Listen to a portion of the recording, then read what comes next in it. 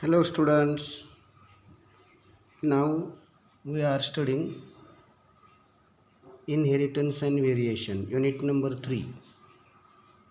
In this unit, we are going to discuss about test cross in part 6 of this unit. आपण inheritance and variation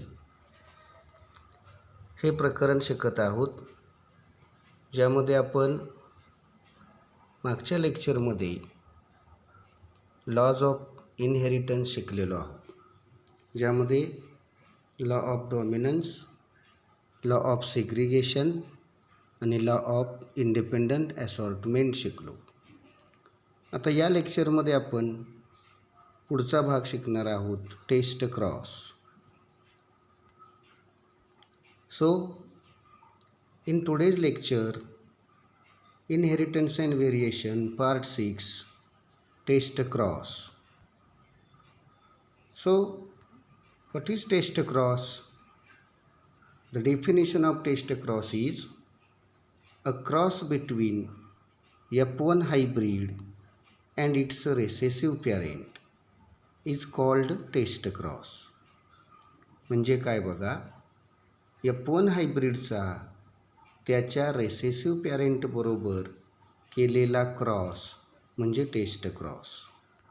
आता हे समजण्यासाठी आपल्याला monohybrid डायहायब्रिड क्रॉसमध्ये नेमकं काय होतं ते लक्षात घ्यायचं आहे. मेंडेलच्या नॉर्मल मोनोहायब्रिड आणि डायहायब्रिड क्रॉसमध्ये काय केलं जातं? सेल्फिंग ऑफ F1 हायब्रिड केलं जातं आणि F2 जनरेशन तयार केली जाते. So generally in Mendel's monohybrid and dihybrid cross, selfing of F1 hybrid is done and F2 is produced. So we are well known about the fact that in monohybrid and dihybrid crosses, selfing of F1 hybrid is applied to produce F2. But if F1 hybrid is crossed with one of its parent, it is called back cross. F1चं selfing न करता समजा त्या F1 हायब्रिडचा त्याला ज्याने जन्म दिला त्यातल्या कुठल्या तरी एका पॅरेंटबरोबर क्रॉस केला तर त्याला म्हणायचं back cross. In a back cross if parent is recessive then it is called test cross. म्हणजे F1चा क्रॉस त्याचे जे दोन पॅरेंट आहेत, डॉमिनंट आणि रेसेसिव्ह, दोघांपैकी कुणाबरोबर जरी केला तरी त्याला बॅक क्रॉस असं म्हणतात. आणि जर या बॅक क्रॉसमध्ये रेसेसिव्ह पॅरेंट जर असेल तर त्याला टेस्ट क्रॉस म्हणतात. म्हणून बॅक क्रॉसची व्याख्या लिहिताना आपण काय लिहितो? अ cross between F1 hybrid and it's dominant parent. आणि टेस्ट क्रॉसची व्याख्या लिहिताना आपण काय लिहितो? अ cross between F1 hybrid and it's recessive parent. So test cross is nothing but back cross. It is a type of back cross in which parent used is recessive parent. Test cross काय आहे? Back क्रॉसचाच एक प्रकार आहे, ज्यामध्ये recessive parent बरोबर F1चा cross केला जातो. आता आपण पुढे बघूया नॉर्मल मोनोहायब्रिड क्रॉस. कशासाठी? आपल्याला टेस्ट क्रॉस कळला पाहिजे. त्यासाठी तुम्हाला माहिती असणारा हा मोनोहायब्रिड क्रॉस बघा. मोनोहायब्रिड क्रॉसमध्ये उदाहरण घेतले, टॉल पीचा डॉर्फ पी बरोबर क्रॉस केला. या टॉल पीसाठी जिनोटाईप कॅपिटल टी, डॉर्फ पीसाठी स्मॉल टी. त्याचे गॅमेट्स तयार होणार. टॉल पीचे सगळे गॅमेट्स कॅपिटल टी, डॉर्फ पीचे सगळे gametes small T.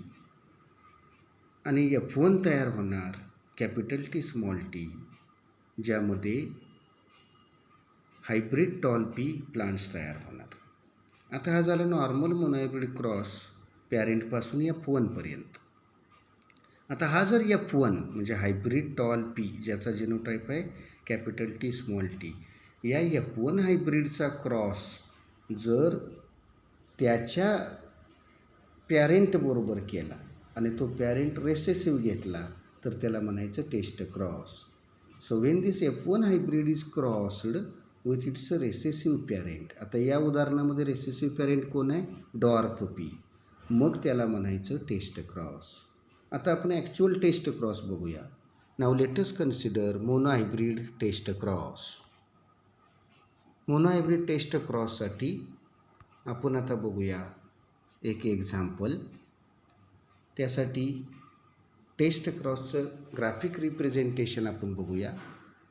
Taste cross means F1 crossed with recessive parent. Test क्रॉसचं हे सूत्र आहे. Test cross is equal to F1 crossed with recessive parent. म्हणून लक्षात ठेवा, टेस्ट क्रॉसमध्ये पॅरेंट कोणता येतो? Recessive parent.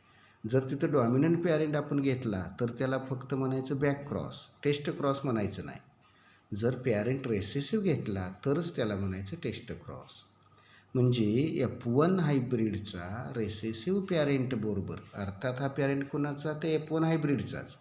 सो F1 हायब्रिडचा त्याच्या रेसेसिव्ह पॅरेंट बरोबर केलेला क्रॉस म्हणजे टेस्ट क्रॉस. आपण एक्झाम्पल इथं घेऊया. Monohybrid test cross. उदाहरणार्थ hybrid tall pea crossed with its recessive parent that is dwarf pea. Genotype काय येणार? Capital T small T hybrid tall पीसाठी, स्मॉल टी डॉर्फ पीसाठी. गॅमेट्स काय येणार? हायब्रिड टॉल पीचे गॅमेट्स दोन प्रकारचे असणार, कॅपिटल टी स्मॉल टी.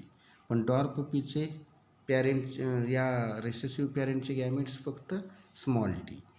आता या गॅमेटपासून जी पुढची पिढी तयार होईल त्याला F2 म्हणायचं नाही, कारण F1चं सेल्फिंग करून F2 बनते. त्यामुळं टेस्ट क्रॉसमध्ये F1चा रेसेसिव्ह पॅरेंटशी क्रॉस केलेला असल्यामुळं नेक्स्ट जनरेशन म्हणायचं, F2 असं म्हणायचं नाही. सो नेक्स्ट जनरेशन काय तयार होणार? कॅपिटल टी स्मॉल टी आणि स्मॉल टी दोनच ऑफस्प्रिंग तयार होणार या क्रॉसमध्ये. कॅपिटल टी स्मॉल टीचा फिनोटाईप काय येणार? टॉल. स्मॉल टीचा फिनोटाईप डॉर्फ. रेशो काय आला टॉल आणि डॉर्फचा? 1:1. म्हणजे डॉमिनंट आणि रेसेसिव्ह ट्रेट्स 1:1 या रेशोमध्ये येतात. That means 50% offsprings will be tall and 50% offsprings will be dwarf. So the ratio which is monohybrid test cross ratio is 1:1. So this is about test cross. Now Mendel conducted test cross to find out the unknown genotype of any plant having dominant phenotype. कशासाठी केला मेंडेलनं test cross? To find out the unknown genotype of any plant having or showing dominant phenotype. म्हणजे असं कोणतंही plant ज्याला dominant phenotype आहे, म्हणजे त्याचा ट्रेट डॉमिनंट आहे पण त्याचा जिनोटाईप माहिती नाही, तो जिनोटाईप शोधून काढण्यासाठी मेंडेलनं टेस्ट क्रॉस केला. म्हणजे काय बघा, उदाहरणार्थ for example genotype of tall पीचा जिनोटाईप दोन प्रकारचा असू शकतो. कॅपिटल टी होमोझायगस टॉल किंवा capital T small T heterozygous tall. म्हणजे ज्या वाटाणा वनस्पतीचा जिनोटाईप कॅपिटल टी आहे तीसुद्धा टॉल दिसणार, आणि ज्या वाटाणा वनस्पतीचा जिनोटाईप कॅपिटल टी स्मॉल टी आहे तीसुद्धा दिसताना टॉल दिसणार. नुसतं बघून आपल्याला सांगता येणार नाही त्या प्लांटकडं की हे प्युअर टॉल आहे की हायब्रिड टॉल आहे. जर आपल्याला त्या प्लांटचा जे दिसताना टॉल दिसते पण त्याचा जिनोटाईप आपल्याला नेमका माहिती नाही, तो कॅपिटल टी आहे का कॅपिटल टी स्मॉल टी आहे हे नेमकं माहिती नाही, ते शोधण्यासाठी काय करायचं, या टॉल दिसणाऱ्या पी प्लांटचा रेसेसिव्ह प्लांट बरोबर म्हणजेच डॉर्फ पी बरोबर क्रॉस करायचं. क्रॉस केल्यानंतर काय रिझल्ट येतात पुढच्या पिढीत त्यावरून आपल्याला सांगता येतं की आपण जे टॉल पी घेतलेलं आहे ते कॅपिटल टी जिनोटाईपचं आहे का कॅपिटल टी स्मॉल टी जिनोटाईपचं आहे. So to find the genotype of tall pea test cross is done, that is it is crossed with dwarf pea that is recessive plant. In the next generation, if phenotypic ratio of offsprings is 1:1, P plant given is hybrid tall. जर पुढच्या पिढीमध्ये 50% tall आणि 50% dwarf जन्माला आले, म्हणजे ratio मिळाला 1:1. तर आपण घेतलेलं जे टॉल पी प्लांट आहे किंवा ज्याचा आपल्याला जिनोटाईप शोधायचा होता, त्या टॉल पीचा जिनोटाईप नक्की काय आहे? कॅपिटल टी स्मॉल टी, म्हणजेच ते हायब्रीड आहे. जर ऑफस्प्रिंगचा रेशो 1:1 आला नाही, सगळेच्या सगळे टॉल जन्माला आले, तर आपण जे टॉल प्लांट घेतलेलं आहे ज्याचा जिनोटाईप आपल्याला माहिती नाही, त्याचा जिनोटाईप काय असणार आहे? Capital T. म्हणजेच टेस्ट क्रॉस कशासाठी मेंडेलनं वापरला? To find out the genotype which is unknown to us of any plant having dominant trait और डॉमिनंट फिनोटाईप. आणि म्हणून टेस्ट क्रॉसची व्याख्या अशीही करतात. So test cross is also defined as a cross between an individual with unknown genotype for a trait with recessive plant for that trait. Test क्रॉसची दुसरी व्याख्या काय केलेली आहे इथं? असं इंडिव्हिज्युअल प्लांट ज्याचा जिनोटाईप माहिती नाही, त्या प्लांटचा रेसेसिव्ह ट्रेट असणाऱ्या प्लांटबरोबर केलेला क्रॉस म्हणजे test cross. So a cross between an individual with unknown genotype. अर्थ काय? असं एखादं इंडिव्हिज्युअल प्लांट ज्याचा जिनोटाईप माहिती नाही पण ते डॉमिनंट ट्रेट दाखवते, अशा कुठल्याही ट्रेटसाठी अननोन जिनोटाईप असणाऱ्या डॉमिनंट इंडिव्हिज्युअलचा त्याच्या रेसेसिव्ह प्लांटबरोबर किंवा रेसेसिव्ह पॅरेंटबरोबर केलेला cross, that is test cross. आता आपण बघूया शेवटी significance of test cross. Test क्रॉसचं महत्त्व आपण आत्ताच शिकलो. मेंडेलनं कशासाठी केला? To find out unknown genotype of an individual having dominant phenotype. So the first significance of test cross is test cross is used to find out unknown genotype of an individual having dominant phenotype. Second significance, it is also used to introduce useful recessive traits in the hybrids of self-pollinated plants. आता हा मुद्दा काय आहे बघा. जर आपण monohybrid cross केला तर F1मध्ये सगळेच डॉमिनंट ट्रेट येतात, F2मध्ये रिसेसिव्ह ट्रेट येतो पण तो फक्त 25% येतो. त्याऐवजी आपण जर टेस्ट क्रॉस केला तर डायरेक्ट पुढच्या पिढीत 50% इंडिव्हिज्युअलला 50% ऑफस्प्रिंगला रिसेसिव्ह ट्रेट येतो. म्हणजे एखाद्या प्लांटमध्ये रिसेसिव्ह कॅरेक्टरसुद्धा जास्त महत्त्वाचं असतं.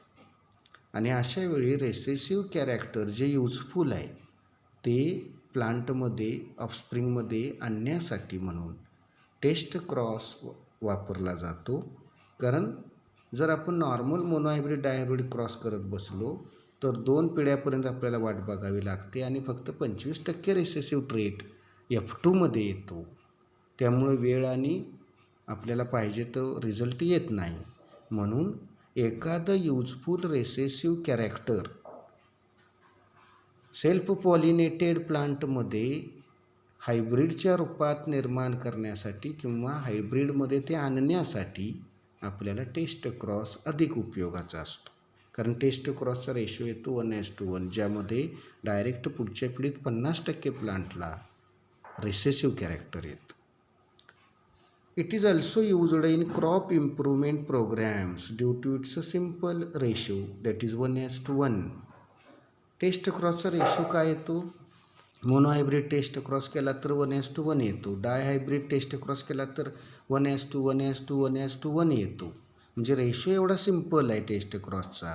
त्यामुळं जे क्रॉप इम्प्रूव्हमेंट प्रोग्रॅममध्ये काम करणारे जे सायंटिस्ट्स आहेत ते काय करतात? टेस्ट क्रॉसचा वापर अधिक करतात आणि त्याचा रेशो सिम्पल असल्यामुळं त्यांना रिझल्ट बघणं अधिक सोपं जातं. So this is about significance of test cross.